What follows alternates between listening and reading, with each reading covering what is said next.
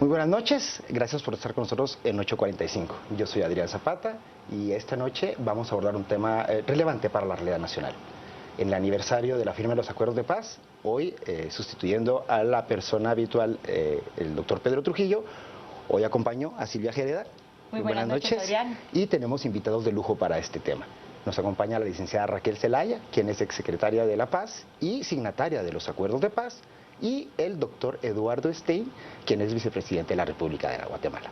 Entonces, sin más preámbulo, vamos a darle la palabra a Silvio para que... Muchísimas gracias, bienvenido, doctor Stein, licenciada Zelaya. Es un gusto, 19 años, como si nada se nos voló el tiempo. Y recordemos aquel diciembre en que Guatemala hizo historia y recorrimos el mundo. Yo quisiera, doctor Stein, que para esos jóvenes que nos ven hoy día y que aún no eran parte activa de esta sociedad que hoy ya es mayor de edad y participa ciudadanamente, usted nos cuente en esa época cuál era la Guatemala que ustedes encontraron, la Guatemala que signó la paz, un poquito esos acuerdos, en qué consistieron. Remontémonos un poco a la historia, porque hoy tenemos un programa especial dedicado a los acuerdos de paz. Bueno, es difícil encapsular en unos pocos minutos una vivencia tan diversa y tan intensa, pero quizá comienzo por decir que los temas que se negociaron en profundidad en los acuerdos de paz rebasaban ampliamente la solución militar a un conflicto armado interno. Es decir, no se trató solamente de lograr que se dejaran de disparar las fuerzas de seguridad del Estado guatemalteco con los grupos guerrilleros que componían ya la URNG, sino que se negociaron aspectos estratégicos, estructurales, profundos, para lograr la transformación de la sociedad guatemalteca, superar varios de los desencuentros fundamentales que habían dado lugar a ese enfrentamiento armado y garantizar una convivencia democrática con servicios públicos básicos para toda la población de manera pareja. Entonces, esa negociación cubrió una serie de ámbitos de desarrollo integral del país y de bienestar ciudadano, comenzando por la seguridad y la justicia, y por eso es que muchos de los temas discutidos, negociados y pactados entonces siguen vigentes. Segundo, en aquel momento, digamos, se vivía en toda la región latinoamericana un esfuerzo general por terminar con los conflictos armados internos y terminar con la Guerra Fría, que en Centroamérica había sido muy caliente, por cierto, y que de alguna manera anunciaban la posibilidad de una convivencia no solo interna, sino regional diferente. De esa cuenta hay también una esperanza muy marcada en el lenguaje de la época por dejar atrás toda la cauda de sufrimiento y de vejámenes que le tocó vivir a la sociedad guatemalteca en su conjunto y aspirar a otro tipo de estructuras públicas de servicio ciudadano, llegando incluso al empleo. Y tercero, hay temas que en aquel momento no nos dimos cuenta que cobrarían tantísima fuerza en un futuro tan cercano, porque no eran en ese momento problemas tan graves como es la criminalidad organizada transnacionalmente. No es que no existiera, pero no tenía el peso que tiene ahora. No se conocían las consecuencias de la globalización, por lo menos de la globalización financiera mundial, que ahora sí tienen un peso tremendo en nuestra interrelación entre sociedades y países, y tampoco para nosotros era tan claro en aquel momento en que se negociaban los acuerdos de paz, que entraríamos rapidísimamente en un mundo interconectado en el ámbito digital que transformó completamente nuestras sociedades. Raquel, hay una cuestión aquí que es interesante, y es que mucha gente, incluso no solo las nuevas generaciones, sino gente que vivió el conflicto, afirma que en Guatemala no cambió nada después de todo este periodo de guerra y que la firma de la paz realmente no sirvió para mayor cosa en virtud de que las condiciones siguen siendo las mismas. La situación sociopolítica que refería el doctor Stein, que de hecho la vigencia de esa situación al día de hoy sostiene un esquema o una realidad muy cruda y muy dura. ¿Cómo ven ustedes, o usted en particular como signataria de la firma de la paz, esa aseveración o qué hay de distinto en la sociedad guatemalteca hoy en día en el marco del aniversario, ¿no?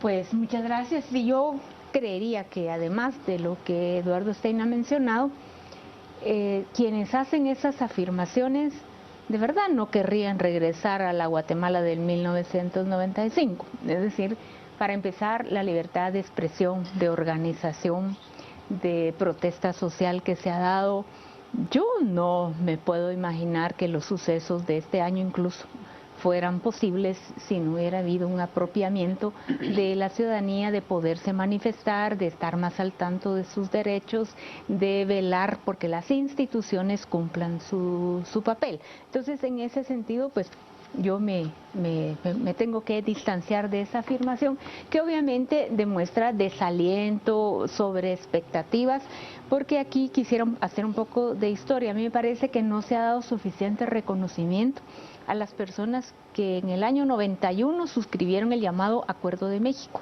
Ese fue el momento en que se dijo, no, este no va a ser un acuerdo como todos, cese al fuego, la incorporación de la insurgencia, algunas modificaciones, sino que realmente vamos al origen que pudo haber dado justificación al enfrentamiento armado que sufrimos por tantos años la sociedad guatemalteca. Hay que consultar ese Acuerdo de México que varió la agenda y que fue a las raíces del problema. Por otro lado, yo puedo mencionar, por ejemplo, la creación del Instituto de la Defensa Pública Penal, que ha sido de gran ayuda y de gran profesionalización de muchas personas.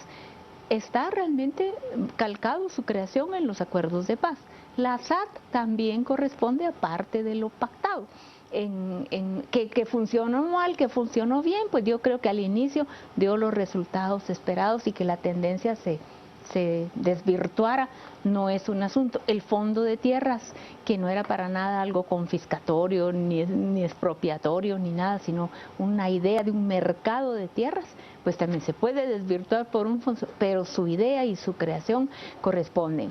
La incorporación, yo recuerdo, se crearon no menos de 23 comisiones en las cuales participaron 200 personalidades de la sociedad guatemalteca. Yo solamente me traje aquí el de una nueva justicia para la paz, porque la colaboración que en ese momento los integrantes tuvieron empieza, por ejemplo, por un gran reconocimiento al licenciado Ángel Alfredo Figueroa, que en aquel momento era presidente de la Corte Suprema de Justicia, y él, faltando a la ortodoxia, estuvo de acuerdo en que su nombre como presidente de la Corte apareciera en un acuerdo gubernativo que creó la comisión que iba a diseñar cómo debía ser el sistema de justicia, que es un documento que sigue vigente y que, digo yo, si nos vamos a poner en el legalismo de cómo va a aparecer un presidente de la Corte Suprema en un acuerdo gubernativo, entonces no hay comisión.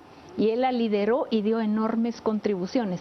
Entonces yo sí creo que lo que sucede, ya lo hemos dicho otras veces, al proceso le faltó amigos públicos. Porque nosotros teníamos muchos que en privado sí la cosa va bien, pero es que yo delante de mis bases no puedo salir a decir.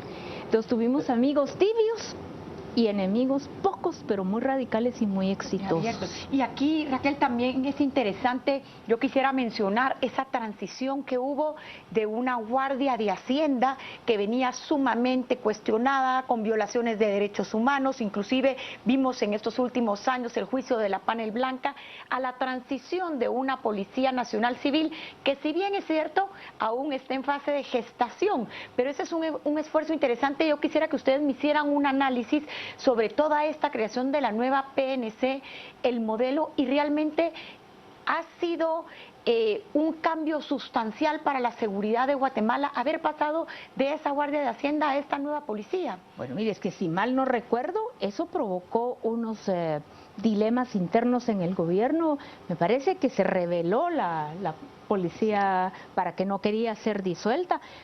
Tomaron de rehén a un viceministro, le dieron plazo al presidente Arzú y él ya sabe que mandó a decir, bueno, pues desalojen 6 manzanas porque voy a atacar ese cuartel donde estaba el viceministro de rehén, ¿verdad? Entonces hubo una rebelión muy grande a eso, costó muchísimo. A mí me tocó por funciones de cargo ir el día ese que se dobla la bandera y se hace todo, se percibía el rencor y lo que significaba esa emblemática policía. Luego también recuerde cuando se decide el modelo español para la creación, crítica absoluta, porque querían, no estoy siendo satírica, sino que decía uno como casi Boy Scouts, querían que se volviera. Veníamos de un autoritarismo completo y el modelo español fue el que se seleccionó y se tuvo una crítica terrible, que estoy segura que si hubiera sido los carabineros de Chile también, ¿verdad? Entonces, el asunto es que uno no encontraba quien valorara el cambio que se estaba dando, sino siempre somos muy abundantes en la crítica y de veras bien modestos en acompañar. Entonces realmente estos son unos acuerdos que cambian tanto la mentalidad, transforman los valores, la forma de actuar, que no es un gobierno solo el que lo tiene que hacer. Eso tiene que tener un acompañamiento social y de los medios que no tuvimos. Entonces tuvimos muchos amigos tibios y pocos enemigos muy duros. La agenda que se plantea a partir de la firma de los acuerdos de paz es una agenda que busca entrarle a cosas estructurales. ¿Qué nos pasó en estos años a partir de la firma de la agenda, doctor, que la seguimos teniendo pendiente en su esencia? Bueno, en aras de la concisión que la televisión impone, quizá cometa algunos atropellos en este ultra resumen, pero lo primero que pasó es que el gobierno que sucede al mandato de Álvaro Arzú, que es donde se firman los acuerdos de paz y se inicia el proceso de su cumplimiento, prácticamente tiró a la cuneta todo el esfuerzo general, pero también algunos elementos incluso filosóficos, antropológicos que estaban detrás de lo pactado, lo cual en mi personal opinión fue terrible, porque se abandonaron procesos en marcha que se habían iniciado precisamente con la participación, como dijo Raquel, de una serie de personas de diferentes sectores. En particular recuerdo el trabajo tan complejo y difícil del Acuerdo de Identidad y Derechos de los Pueblos Indígenas, en donde se crearon un buen número de comisiones de trabajo, todas con participación de personeros de organizaciones y grupos colectivos indígenas, porque en el preámbulo del acuerdo estaba fijado ese criterio de que no se iban a implementar ninguno de los temas pactados si no había una participación directa de los interesados. Todo eso se volteó la página y se dejó en el olvido. ¿Qué pudo haber pasado que motivó al régimen del FRG y a la presidencia de don Alfonso Portillo a ese distanciamiento respecto de los acuerdos? Pues uno puede tener hipótesis. Una de ellas es que cuando se somete a consulta las 12 reformas constitucionales pactadas en el marco de la negociación, el Congreso, no sé si por malicia o por diseño o por qué, pero convierte aquello en 57 diferentes temas a consulta, las agrupa en 4 grandes manojos o racimos de preguntas, y la población mayoritariamente urbana le tuvo miedo a esa consulta. Vamos a cortar para irnos a corte, pero, vale la redundancia, regresamos con el tema del inicio del régimen de Portillo y qué pasó en el Congreso en esa consulta. Nos vamos a corte unos minutos y regresamos con el tema de los acuerdos de paz. Bueno.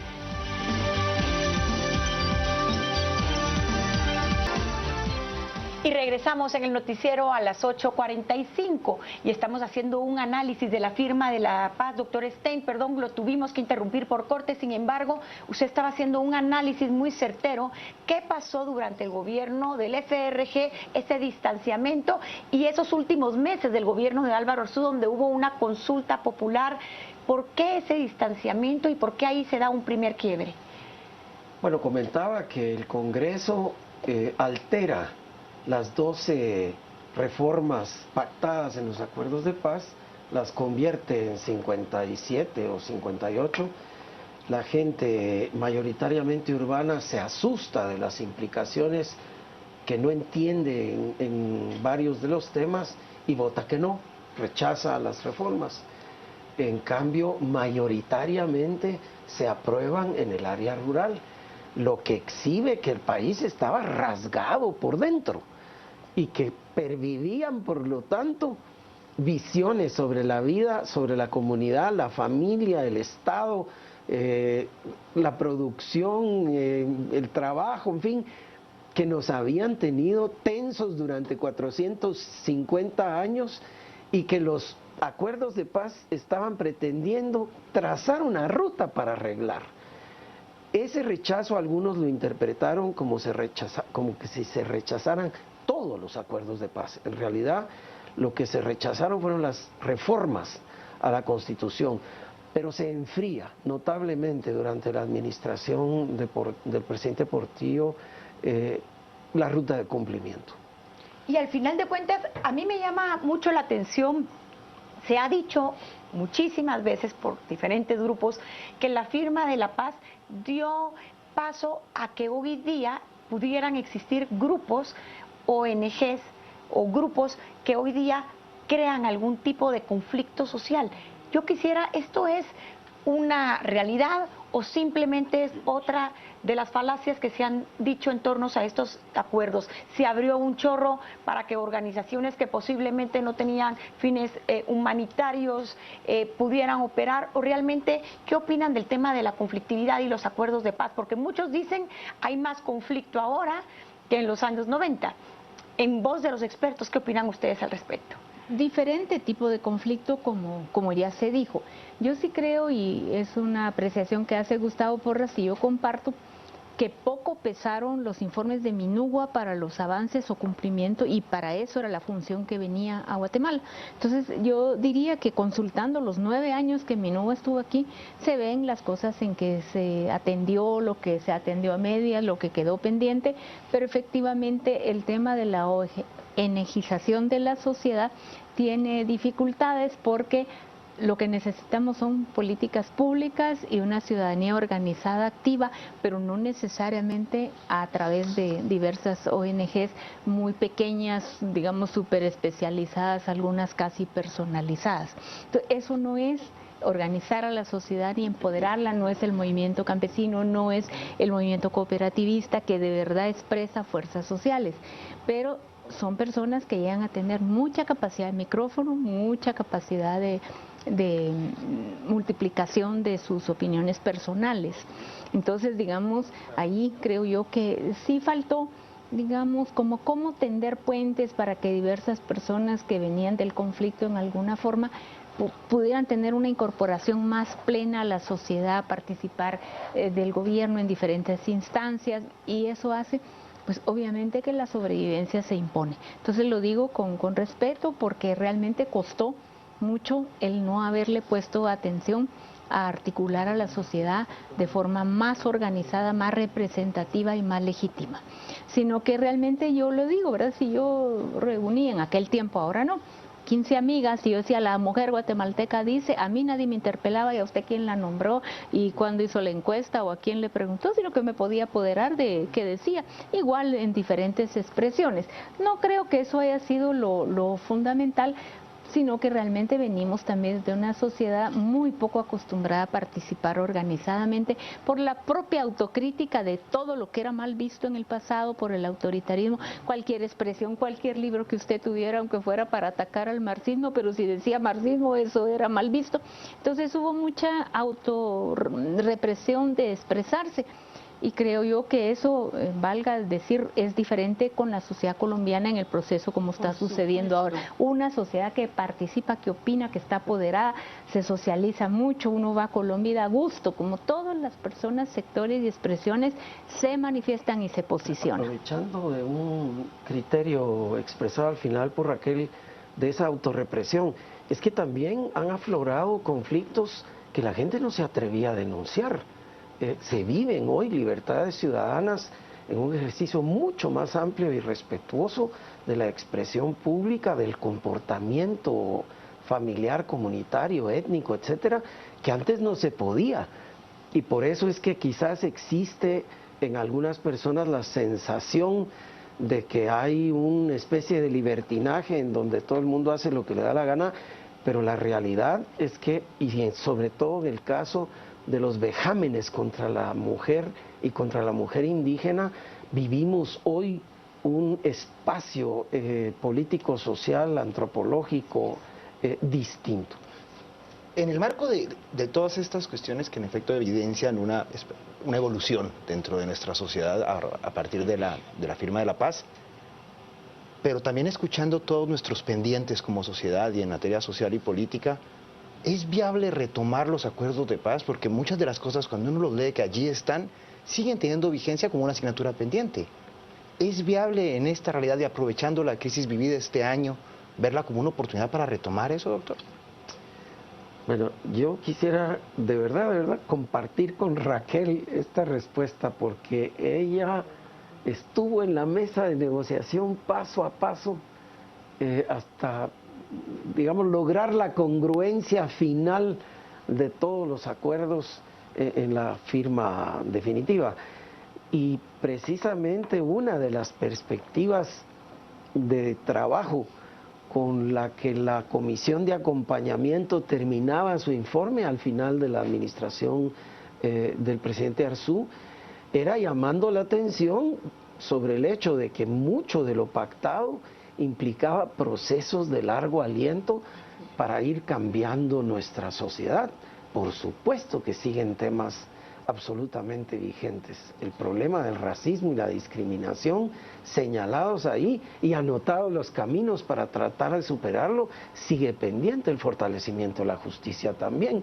Se había trabajado, creo yo, un extraordinario principio de actuación colectiva en materia fiscal, con el pacto fiscal. Bueno, eso sigue pendiente. Posiblemente necesitamos actualizar, por supuesto, y poner al día lo que hace 19 años se pactara, pero tenemos, de hecho, asignaturas pendientes.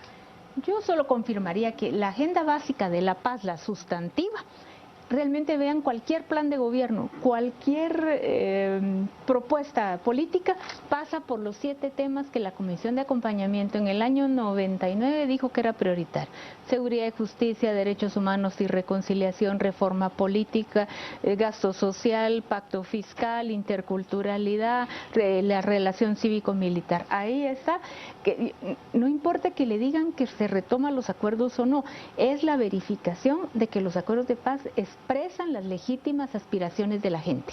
Yo quisiera hacer una pregunta al respecto. Hubo extraordinarios guatemaltecos que fueron protagonistas de esta historia, ustedes son 2 de ellos, pero también hubo uno, el general Otto Pérez Molina, el general de la paz, que llegó a ser presidente de Guatemala y conocía a la perfección esas agendas, esas propuestas. Yo quisiera que hiciéramos un análisis, porque el doctor Stein hablaba un poquito que quizás exista la necesidad 19 años después de analizar todo esto y poderlo acoplar al día de hoy para seguir esa ruta y el camino. Mi gran pregunta es, ¿por qué el general de la paz no pudo implementar esa firma donde él también participó y que fue y ha sido tan añorada por los guatemaltecos? ¿Cuál es su punto de vista al respecto? Bueno, me parece que la historia le va a tener que reconocer al expresidente Pérez Molina su participación, la que a mí me consta, en la negociación de paz.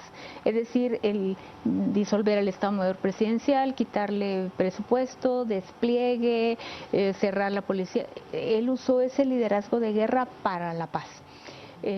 pero ya yo diría que ya a 15 años de la firma de los acuerdos, justamente me parece que ellos lo que tenían de mayor reto, que era esa coyuntura que Eduardo mencionaba que no estaba ni visualizada para nosotros, era el tema del enraizamiento del crimen organizado en sus diversas expresiones, lo cual nosotros ni lo soñamos en los acuerdos de paz, porque negociamos con una guerrilla ideológica.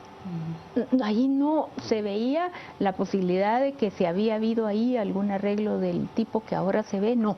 Entonces yo pues sí siento esa dificultad de responder, porque yo soy testigo personal de lo que yo vi en un tema crucial en el acuerdo del ejército. Pero además, del 2000 al 2012, más o menos, y me apoyo en datos de la CEPAL, hay una bonanza económica general en todo el hemisferio. Nuestras economías crecen más que el promedio de otras, fundamentalmente porque China estaba comprando commodities a granel. Pero curiosamente muchas de las grandes acciones de corrupción sistémica dentro de los gobiernos empiezan a gestarse precisamente en esos años de bonanza.